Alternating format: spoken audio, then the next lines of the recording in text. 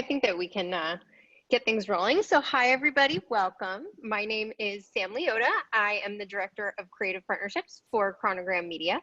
I'm here today just to remind you all, I'm sure that we're used to Zoom by now, but please keep yourselves on mute during the conversation, just so that there's no background noises, dogs, cats, children, wild animals, what have you.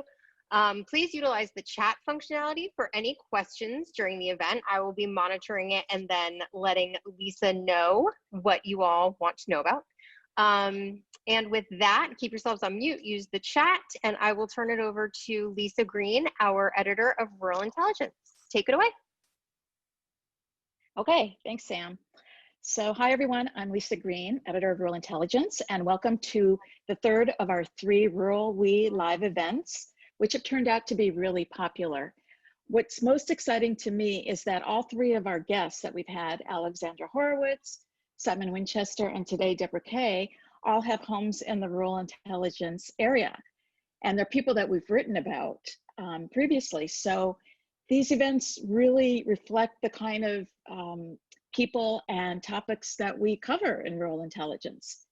And we're offering these Rural We event live events now in tandem with our fall reader support campaign, because without our reader support, it's not clear that we can continue to publish. It's a free site, I keep saying, but it's not free to publish.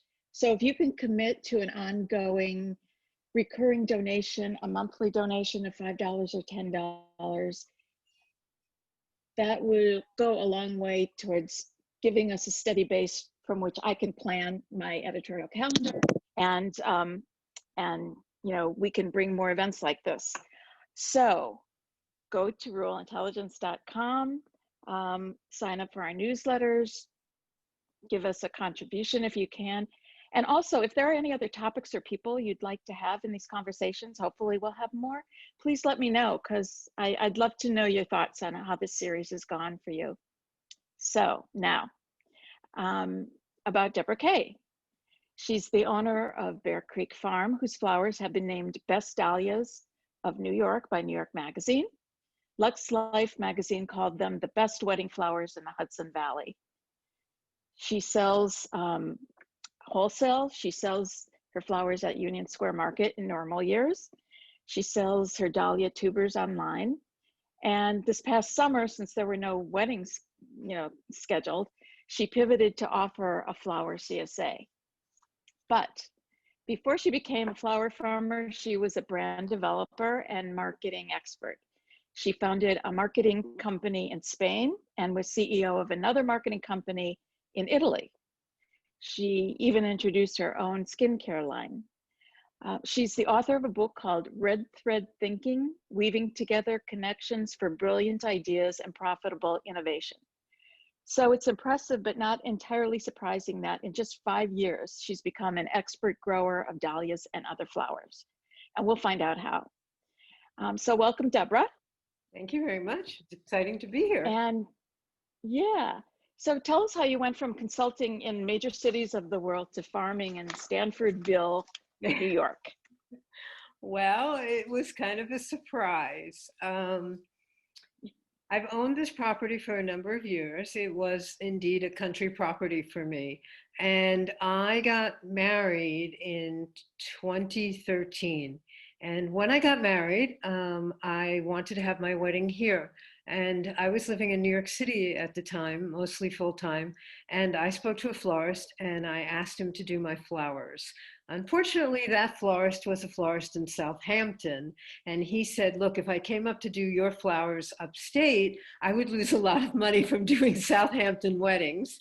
And he said, you had a lot of property. Why don't you do your own flowers? And that was a challenging thing for me. But I said, okay, I'll give it a try. I was getting married in September and I said, what should I do? And he said, well, do hydrangeas. I said, oh, that's easy. My property has a lot of hydrangeas. And he said, do cosmos. I said, oh, that's probably easy. You just toss some seeds. And he said, do dahlias. And in that year, I said to him, what's a dahlia? I didn't even know. I grew up in New York City. I had a black thumb. I couldn't even get a green plant to grow in my apartment. So it was pretty daunting to me to try and grow something I had never even heard of. But I had a very dilapidated barn and I had a lot of things that I had to cover up. So he showed me pictures of these marvelous things and I decided that I would give it a try. So I grew 100 of these beautiful plants. And if any of you out there grow dahlias, you know that there's something that are quite contagious, that you do fall in love with them pretty easily. And I started to grow them. Well, the problem is I was getting married in September, and with dahlias, you have to keep cutting them. So I cut them and I started cutting them and I brought them to local food stores and things like that around here, and also to the florist in New York City he lived in my building in New York City. And I said and the next week when I went back to the food store, they gave me money. And I said, why are you giving me money? And they said, because we sold your flowers. And I said, I was just giving them to you. I don't want any money. And they said, no, we have to because we sold your flowers. And I said, oh, just give me some food. And then to the florist, who was my neighbor, he said, you know what? These are the nicest dahlias I ever saw. And I said, oh, he said, but I hate dahlias. And I said, what do you mean you hate dahlias? He said, they have all these problems. They don't last very long. They only last 2 or 3 days. They have floppy stems and things like that. Well, my background is innovation, and innovators like challenges. So, and I had fallen in love with these beautiful plants. So I set out to fix these challenges. And I thought, oh, this is just a little bit of a hobby, nothing else. So I set a little plot next to my garage for the following year, which was 2014, and started to experiment to fix these little challenges. And I did lots of experimentation because that's what gardening is about. Gardening is about trial and error. Innovation is about trial and error. And so the following year, I took some of my dahlias down to the flower district on 28th Street. And the first store I walked into, the first wholesaler I walked into, he said, I'll take everything you grow. And that's how I got into the dahlia business. And that's how I got into farming, which, as it happened, is the most challenging thing I have ever done, because it's not like manufacturing. Mother Nature likes to have her way with you. Yeah. So you, over the years, you've developed a strategy that keeps you like motivated and positive and encouraged. You want to talk about that? Yes. So one of the things that I think is important to understand and is that Mother Nature is there for all of us, and she's there for a reason. And I think what's important to understand is that when you're gardening or farming or any of those things, it's really not about the growing. It's really not about the thing you're growing. It's really all about you. And if you focus on you, and if you focus on being in nature, that's what it's really all about. And that one should never become frustrated. And this is particularly important during our times now. And more scientists are learning about this. Nature is an evolving thing. And there isn't one right way to do anything. There's a million ways to solve something in nature. So those things that are overly prescribed, that you must do it this way, well, nature changes every single day. So having to do it in just this precise one way that's going to frustrate you, that's not what nature is about or what your garden is about. I call it the TLC approach, or tender loving care, because when we're out in our gardens, or even when I'm farming, it has to bring me joy. It should be bringing you joy and not frustration. So I've developed this approach that I call TLC. And oops, did I lose you? No, you're there. You just, okay. Okay. Just the picture. So let me go back a little bit. So what's important about nature is for us to appreciate nature, because nature does appreciate us. Scientists are discovering every single day that the more we're exposed to nature, and I think some of us may have felt it now during the pandemic, the more it reduces our anxiety, the more it enhances our creativity, the more it enhances our overall well-being. In fact, there's a woman who's written a book actually called The Nature Fix.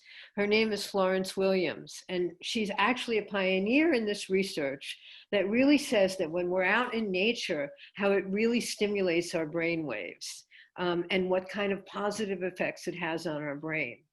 So I don't think that when we're out in our garden, we should ever let it frustrate us. So that's why I've developed this idea of how when we're gardening, we have to remember that it's about us and it's not about the particular flower. So nature helps us promote reflection. Nature helps us it's all about us, and that's what we have to remember. So even when nature has its way with us, there's so many different ways to solve a problem. Look, for example, there are great courses out there that you can take to learn about gardening. I've taken lots of them. I've studied all of them. And sometimes, it tells you, it will take you 2 hours to do this thing. Well, I can tell you, if you're a novice gardener and some expert tells you it will take you 2 hours to do this thing, it won't. It never will. It will take you 4 hours or 6 hours to do that thing. And so you shouldn't be getting yourself frustrated over that. Look, I grow fabulous dahlias, but I can't grow a delphinium to save my life. So why should I keep doing that and trying that over and over again? Because that's really not the purpose of my garden or what nature is doing for me. So what I've developed is what's called TLC, and I'll tell you the 3 principles of gardening. Okay, I'm ready. You ready? So Yeah. the first is trial and error. TLC is trial and error. Okay, there's no right or wrong way to do something in the garden. Okay, first of all, nature evolves. So even if you make a mistake, tomorrow that mistake goes away. So for example, you can cut a flower the wrong way today, but by tomorrow it will heal itself. When you read things on the internet, there's so much misinformation on the internet, but is it really misinformation? Or is that person living in a different climate than you are? And that information is correct for that climate, but not correct for your climate. You don't know. So the important thing is really to try something and see if it works for you. Or maybe you don't have as much money or as time to spend on something. So maybe your garden, if you want a perfect garden, is to only use native plants, which are completely carefree, and you don't have to do anything. Or for example, when I started with dahlias, my first year, I lost 40% of all my tubers, 40%. And I did everything that every instruction told me of how to save the tubers. Everything was wrong because it was a different climate that they were using, because most of the tuber producers are on the West Coast. Well, it doesn't work for this coast. All of it failed for me. So, you have to really find out what works for you for the time you want to put in it, and never get frustrated, and recognize that it's never going to recognize that you should think about what makes you feel good in your garden, and just that goes to number 2. If it's not working, leave it. That's the L of TNL. If it doesn't work for you, just let it go. Don't keep trying it over and over again. If you can't grow a great rose, there are hundreds of other flowers to grow. Go to another flower to grow. Don't let this upset you, because it's the whole purpose of gardening is destroyed, and what nature's supposed to be doing for you. It's really all about you. And especially in these times when really all what we have, because we can't go to theater, we can't go necessarily indoors to restaurants, is nature, we have to feel so good about it. And then the last and most important thing is the C, which is the most important thing for gardens or for farming, is cleanliness. If you keep your gardens clean, if you keep your tools clean, you won't have all the bug issues. You won't need to use a lot of pesticides or insecticides. And also, it's so therapeutic when you're doing weeding. It's so therapeutic when you cut to just clean your tools. That's the most important thing. And if you just do that one model, if you just remember that one rule of thumb, that's going to be the thing that really keeps your garden healthy and going and mostly bug free. You don't need a lot of ingredients to keep a really healthy garden. Okay. I'm just wondering how, when that first year that you, your tubers failed you or whatever, how did you feel frustrated, or did you just feel like I have to figure out what was wrong? Because that's sort of your way of thinking, right? From the red thread. Well, what I did was, uh, uh, you know, Thomas, Thomas Edison said that when I invent something new, I try 99 different things, and then probably on the 100th is when I find out the right thing and solve the problem. So I'm very accustomed to that. I tried everything that everybody said. One person said Lysol on your tubers, and I put Lysol on my tubers, and they shriveled up into nothing. And I just looked at them and I said, you know, I probably should have used my common sense to figure that wouldn't work, but I was such a novice and so silly that I just tried everything. And then I remembered my own book, because sometimes, you know, you're like a shoemaker. And one of the chapters in my book says, you know, when things aren't working, look to other industries. Which is exactly what I did. So I looked to home remediation industry. So when there's a flood in your house and there's mold everywhere, these people come in to take care of the mold. So I called one of those mold people, and they came and they said, you're doing this all wrong. They said, you don't understand anything about this. And I said, yes, clearly I don't. And they said, the problem is that the tubers aren't porous. So all the stuff you're putting on them is not going to work. And the problem is you have mold spores all over in the air, and you're not cleaning the air. So it doesn't matter what you put on your tubers, because you're in this moist environment when you're doing all these tubers, and nothing is going to work. So they told me to get HEPA filters when I'm doing all my tubers, which, by the way, is a $29.95 solution, okay? And have those going when I'm washing my tubers. And then on the few tubers during the year when I get mold, take it out, wash them in vinegar, white vinegar, let them dry, then a solution of 10% baking soda, 90% water. Again, you can't do the two together because you'll create an explosion. You have to let one dry and then the other, because it would create and then you can cure the mold when you see it come. I have never, ever had a mold problem since. Very simple solutions, completely right for my area. And no one ever anywhere wrote this, of all the tuber producers, right? And the solution didn't come from farming. It came from a completely other industry. Was I frustrated when I lost 40% of the tubers the first year? Sure. I mean, it was a lot of money, but it wasn't that I was frustrated. It was like, you know, I didn't know what I was doing, and I realized I didn't know what I was doing. And but what I knew not to do was keep trying the same solution over and over again. I think it's Rita Mae Brown said the definition of crazy is when you keep doing the same solution and expect a different outcome. That I learned when I was very young, to not keep doing the same solution and expect a different outcome. So I think what you have to do is say, okay, I did it wrong. What's the next step? I did it wrong. What's the next step? But I do think when you do it, when you see, for example, with delphiniums, I tried them the first year. I tried a couple of things, and then I said, hey, you know what? My soil is wrong, or something is wrong here that doesn't work. Do I grow great dahlias because I'm this amazing dahlia grower? No, I think there's something about, yes, I learned a lot. I fixed a lot of problems, but there's also something in my soil that makes this farm particularly good for them. It can't be that I'm the greatest farmer around. I'm not that dumb. No, there's something here that they particularly like. Obviously, not, you know, so I know it's 30% marketing because I do create this great look when they leave it here. It's 30% problem solving, and it's 30% nature of what I grow here. So it's all of those things put together.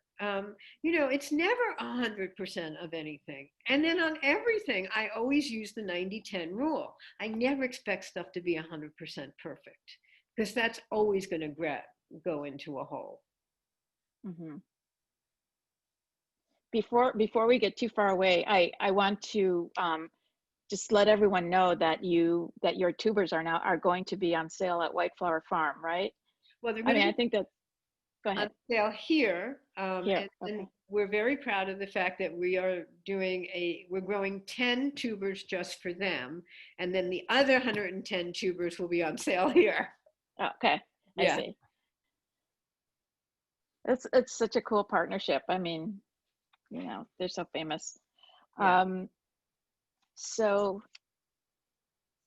when did you decide to make dahlias a business? And then how did you get into the other flowers? So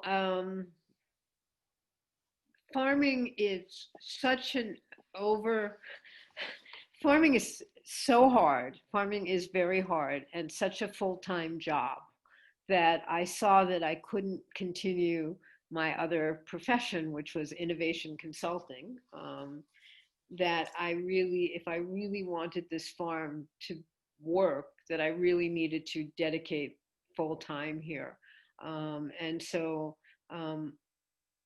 in 2015, we became a farm, and I said, I can't do both innovation consulting and farming. So in 2015, we became a full-time farm.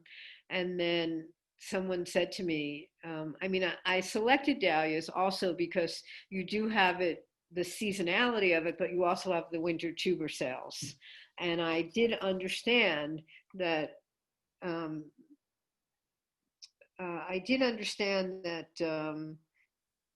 cut flowers are a very labor intensive business and you can't make much money with cut flowers. So I did understand that growing the internet business and selling tubers over the internet would be how I would make the money for the farm.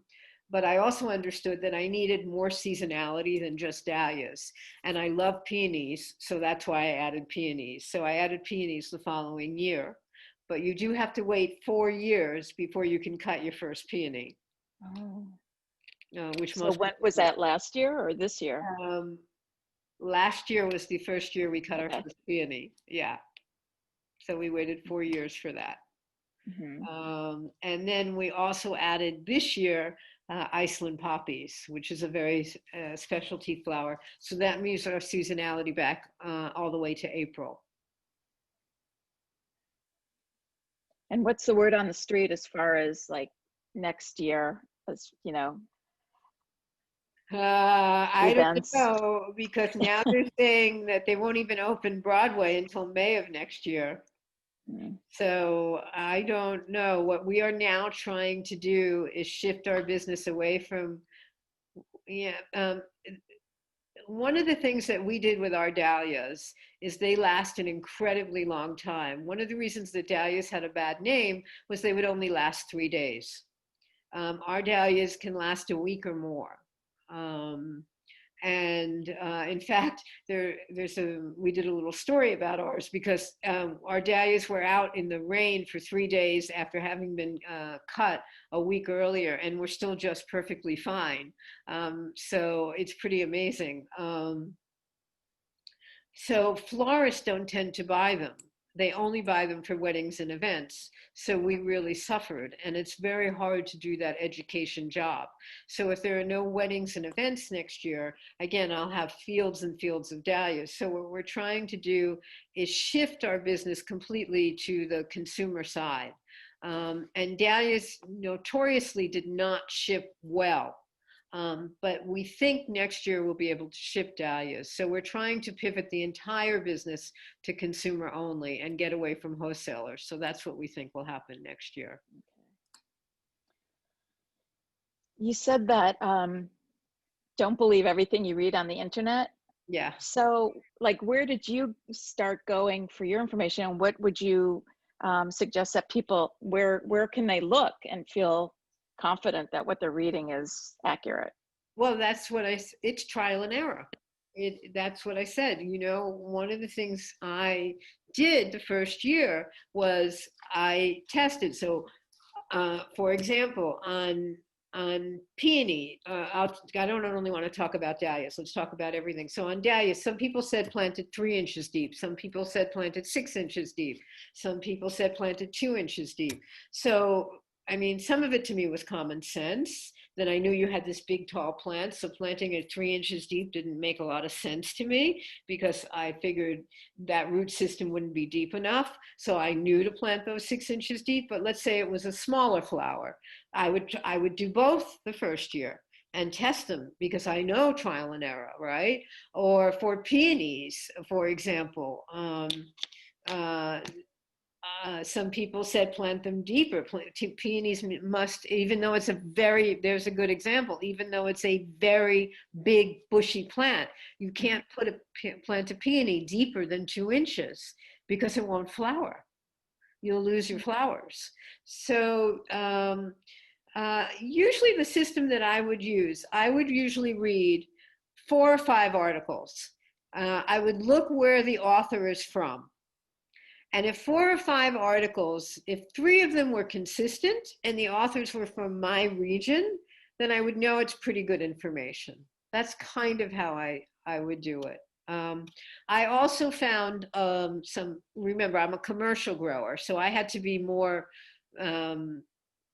serious about my research. I would also find a couple of good people that I could trust in asking them questions. And in my Dahlia training, I found a couple of really good people that I really trusted in my training.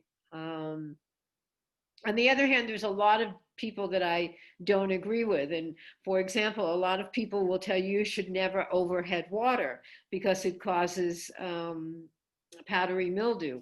I don't agree with that. I go completely against the grain. I believe overhead watering is very natural. It's what rain is. Right. I believe it makes stems stronger. I believe it feeds the whole plant. I think powdery mildew is a disease. It doesn't come from water. So, you know, I think you also have to add your own common sense to it.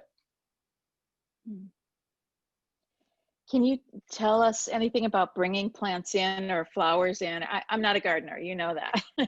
But since, you know, it's starting to get cold, not today, but how do we take care of our plants now? Well, the most important thing now is to start putting your gardens to bed. So in terms of putting your gardens to bed, uh, if you, so it actually does depend on the perennial that you have. There are certain perennials, a lot of people will tell you, and again, this is a really good example of trial and error. A lot of people will tell you to cut your perennials down now and mulch them. Okay, again, I tend to move with Mother Nature. I love Mother Nature, and I also love to cut down the workload. So, for certain flowers, I will let them stay for the entire winter. For example, we grow Japanese anemones. All the books will tell you, or many of the books, to cut your Japanese anemones down and mulch them. I don't. I leave them up for the winter because I feel that that protects them from the cold, all of their leaves, and I feel that it keeps the drafts off of them, and I feel that that is best. A lot of people will tell you to cut your lavender down for the winter. I leave the lavender up for the very same reason. I feel all of that foliage and mess protects it over the winter. But for the most part, what people are doing now is they're cutting back, they're getting rid of the dead foliage, and then they're mulching where they should. This is a very good time to fertilize because you have a lot of good rain, and you can check what your soil composition is and fertilize. I'm not a believer in cow compost. And I'm not a believer in cow compost. Again, it's totally up to you if you like it or if you don't, for a variety of reasons. Number one, in general, as you know, cows in general use a lot of energy in our society in general. Number two, if you grow flowers, cow compost has a lot of nitrogen, and flowers in general don't like a lot of nitrogen. So I'm a believer, if you can, if you're clearing out a whole flower field or a whole flower garden, I like to plant winter cover crops such as winter rye or winter wheat. I think it's really good for the soil. I think it's really good for soil erosion. I think it's much more energy conscious. But again, these are ideas, for example, where I'm telling you, it's what works for you. Okay. I think it's quite expensive today to bring in compost. I checked out some prices. You have to truck it in. They spend a lot of money. You have to pay somebody to spread it. Where you can actually buy seed of winter rye quite inexpensively. You can spread it yourself, or even if you don't do it yourself, you can have somebody do it. It comes up naturally. You can till it in, or some people cut it down and don't till. There are a million different solutions for everybody's situation. So today, I see a lot of people saying on the internet, for example, you have to cut everything down. You have to take away the leaves, things like that. There are so many different solutions. Again, it depends on the money and each thing. So I look at every situation, and again, there are years here. One person I know, for example, what he did last year. He's in my zone. He took half of his dahlia tubers out. He took the other half and he left them in. He mulched them. He covered them in plastic. He mulched them again. They survived. So what does that mean? He doesn't have to do the work again next year, which I think is terrific, right? So trial and error is the best thing you can do in your garden. Thanks, Deborah. We actually do have a question here in the chat. If I can just interrupt for a second. Sarah wants to know if you have any tips on how to extend the vase life of your cut dahlias. Yes, change the water every day, every other day.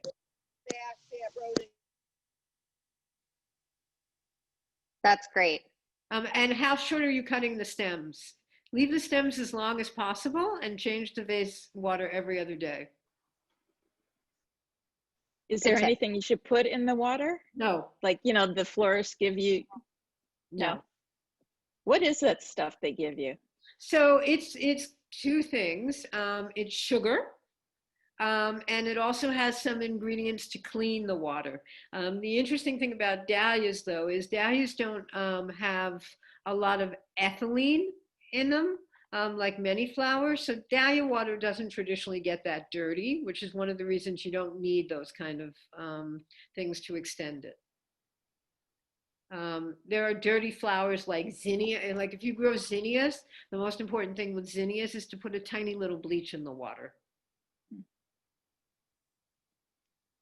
I feel like you're the plant whisperer. I mean, you just, you know so much, and you go a lot on instinct, it seems like, which, has been right.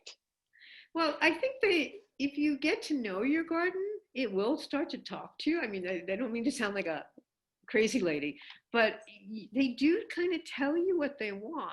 I mean, animals do too, in a way. Mm-hmm. You do start to see it. I think the most important thing was flowers, and we were taught wrong. A lot of people grew up on, I can't remember that fertilizer product that's so popular. But it has so much nitrogen in it, and flowers really don't like nitrogen. So I think if you just tend to stay away from fertilizers that have too much nitrogen, you're going to have happier flowers in general. So how many dahlias do you have left out there? Well, I mean, all the dahlias are still out there, but I think it's a field that should give about 8,000 to 10,000 dahlias a day. But right now, because it's so lean, it's only probably giving us a few hundred. Oh, wow. At the end of the season. Wow. Did you have your people come and work the summer, or did you not need them? Oh, no, they were here. They're all Oh, here. good. And then we have to start digging up the tubers when Oh, right. time comes. And that's Yeah. a dirty job. Yeah. Does anybody else have any questions? Oh, what do you think about Miracle-Gro? That's the product I was thinking Is of. that it? Yes. Everyone grew up on Miracle-Gro, but it's really not the product for flowers. It's a product that's meant to get stuff green and bushy, so you think everything is super healthy, but it's really not the product for flowers. Hmm. Okay. And then we have another question here from Philip, who wants to know, how do you store your tubers for the summer? Okay, before the summer. Okay, so this is a great question because it really depends on how many tubers you have. You can store your tubers in the winter. You can so when you dig up your tubers, you have a couple of choices. And you have to decide what works for you, and it's trial and error. You can, and there are questions. You can dig up your tubers in the most important thing about digging your tubers is you must wait until after the hard frost, because they have to put their winter skins on. Otherwise, they won't store well in the winter and they'll go into mush. So you have a couple of choices. You can dig them up after 2 weeks after the hard frost, or November 15th in this zone, whichever comes first. And then you wash them and cut them apart. If you want single finger tubers, if you want to get more out of each dahlia. You only have 24 hours, 48 hours to see the eyes, though. So if you're not an expert to see the eyes, that's the only amount of time you have in the winter to see the eyes. Then you have then you have to dry them. And if the head isn't well dry, again, you could have a mold problem. Now you have two storage methods. My preferred storage method, if you don't have too many tubers, is the easiest storage method. You take some saran wrap, you wrap the first tuber in 2 wraps of saran wrap, then you put another tuber next to it, you wrap that again, another tuber next to it, wrap that again, until you have 5 tuber package. That's the best method, cleanest. You put them in a bag, you put them in a temperature of 45 degrees in your basement, you're good. It's really clean, it's really easy, it's really simple. Or you could do the old-fashioned method, is after they're washed and dried, you put them in a little damp peat moss, in a dark box, you store them away. Those are the two methods in the winter. Or if you don't want to cut your tubers apart, you can just leave them in dirt, put them in your basement, and do nothing. Again, there's a million ways to skin a cat. The other way you can do it is you can leave them in dirt and wait until the spring. And in the spring, you can wash them and cut them apart. The advantage of doing it in the winter is when you cut them apart, they're much softer, but the eyes disappear much faster. The advantage of doing it in the spring, is you can see all the eyes because they're starting to grow again, but they're much harder to cut. So it really depends. And if you don't want to cut the tubers at all, the easiest thing is to just leave them in dirt and then just put them right back into the ground. So again, it depends on the time you want to spend. It depends how easy. This is great. We do have a few questions coming in on the chat, so I just want to make sure that we address those before we run out of time. Sylvia wants to know, can we come by your farm and buy something? Well, we don't sell from the farm. We will be selling, we do have a few flowers still. So we do have a pop-up farm stand, which we pop up every once in a while. If you follow us on Instagram at Bear Creek Fresh, we always do it on stories. We will be still selling some dahlias this season, and that's at Bear Creek Fresh. We'll probably have a pop-up farm stand this Sunday, I would imagine. and probably some pop-up farm stems next week. And then our dahlia tubers go on sale in December. And that you buy on the internet, and we store them for you and send them to you in April at the proper time for planting. And obviously the website is Bear Creek Farm. That's great. Patricia would like to know, what do you recommend in place of Miracle-Gro?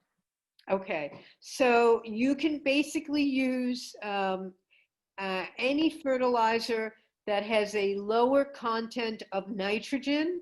For flowers, I usually recommend half the nitrogen level than the other two. So let's say you buy something that, so the other two are potassium and phosphorus. So let's say the nitrogen is a 5, then let the other two be a 10 and a 10.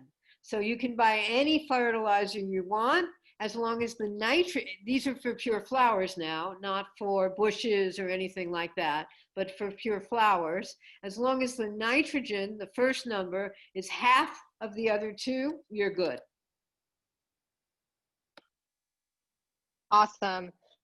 Jonathan had a problem with weeds this past year. Do you have any advice for them to avoid that problem next year?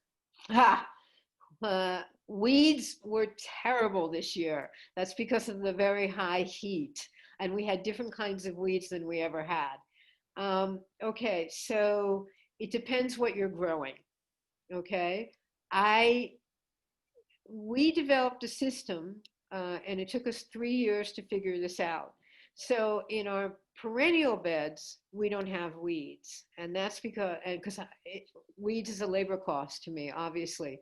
So in our perennial beds, we plant a lower perennial crop with the taller perennials. But it took us 3 years to figure this out because we planted the 2 crops at the same time.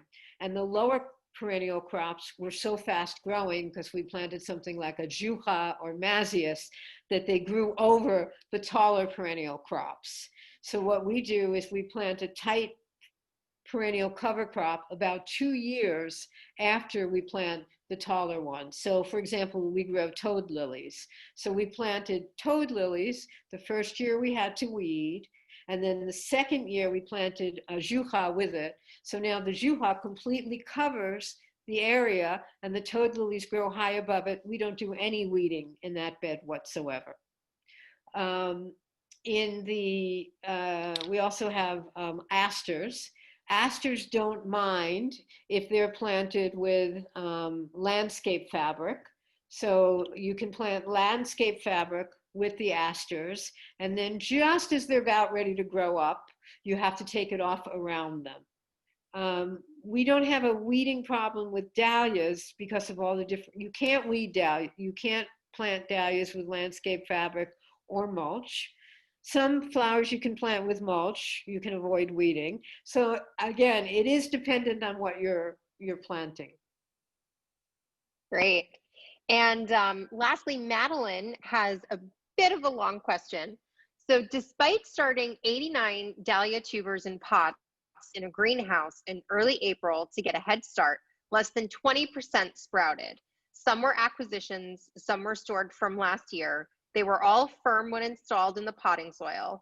Of those that did, about half have not bloomed even now in mid-October. Many of those have robust stems and lush foliage, but only a few even have buds, which may or may not make it before the first hard freeze. What did they do wrong? Do you have any thoughts? Okay, well, a couple of things. First of all, you probably did nothing wrong. This was a terrible year for dahlias. All dahlias across the country were incredibly late. Our dahlias did not start to bloom.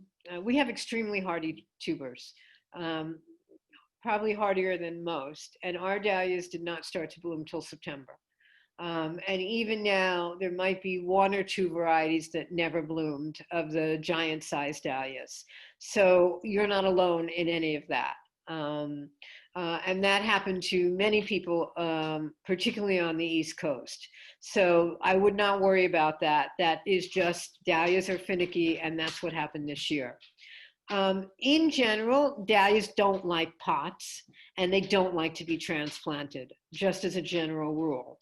So if you are going to plant dahlias in pots and transplant, it's better to do that with the smaller bedding dahlias. They will tend to do much better than that. Or it's better to do that with cuttings than with tubers. So to start them with tubers, then you can put them into pots. To start with cuttings, then you can put them into pots, and then you can transplant them outside. But tubers in general, they really don't love pots, but you really didn't do anything wrong. This has just been a very strange year. Yields were incredibly low and dahlias were incredibly late. That's great. Thank you so much. Lisa, do you have any other questions? I think that's it for the chat. Okay. No, I don't. I would just, oh, a couple, yes. Where is your farm stand? Is it right near the farm? It's at 6208 Route 82 in Stanfordville. Okay. Everybody get that? And again, your website is bearcreekfarm.com. Right. And Instagram is Bear Creek Fresh. Yes. And I know you write a lot. You have some really great postings, and they're very informative. I think that's it. Do you have any parting words, Deborah? Oh, Philip wants Okay. Philip wants you to show the flowers that are behind you and tell definitely. us a little bit about them. Okay. See, they were high enough. There you go. They're so pretty. Let's see. So this one is called Labyrinth. I don't know how the colors come out on this, but so we cut all of our stems to 24 inches. So they're very tall, as you can see. This one, to give you a perspective, is a medium-sized dahlia for us, and it's called Labyrinth. So I'm putting my face against it so you can see. So this is what we would consider a medium-sized dahlia. I don't have any big ones here.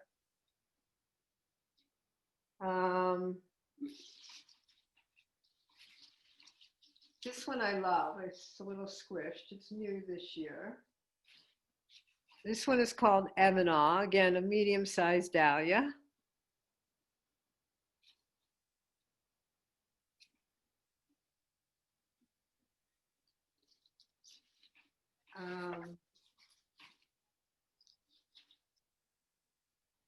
These are little pom-poms, what are called pom-pom dahlias. Called Lollipop. They're bright red. I don't know if you can see the color there. Mm-hmm. And these are probably the darkest dahlias I've come across ever. Everybody wants a black dahlia. There's no such thing as a black dahlia, but these are probably the darkest I've come across. These are called Black Destiny, and they're almost as black as you can get.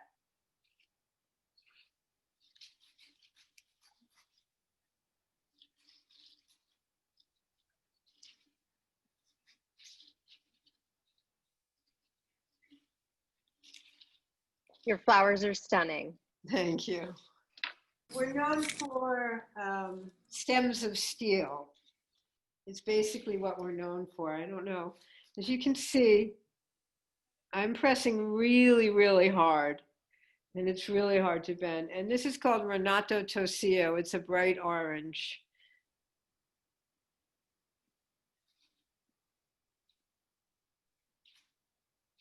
And then what people love are all the little ball dahlias.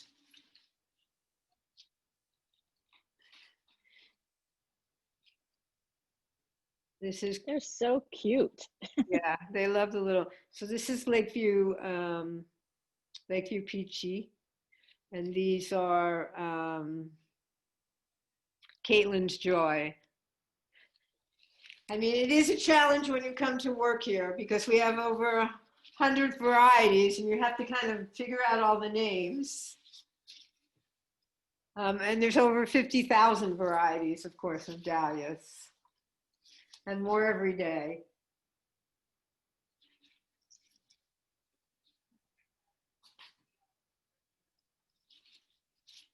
And I think that's all of them in here. Yeah. Great. Well, Thank you Sarah, so much. I'm in awe of your long stems. They're really gorgeous. Thank you. Yeah. All right. Well, thanks so much, Deborah. Thank you. This is really interesting and good questions. So keep going. I hope everything goes well this next year for you. Okay, thank you so much. I appreciate it. Thanks. Sure. And I just want to remind everyone that if you can go to ruralintelligence.com and check our support page, and if you can give us a recurring support, a monthly contribution, that would be really helpful.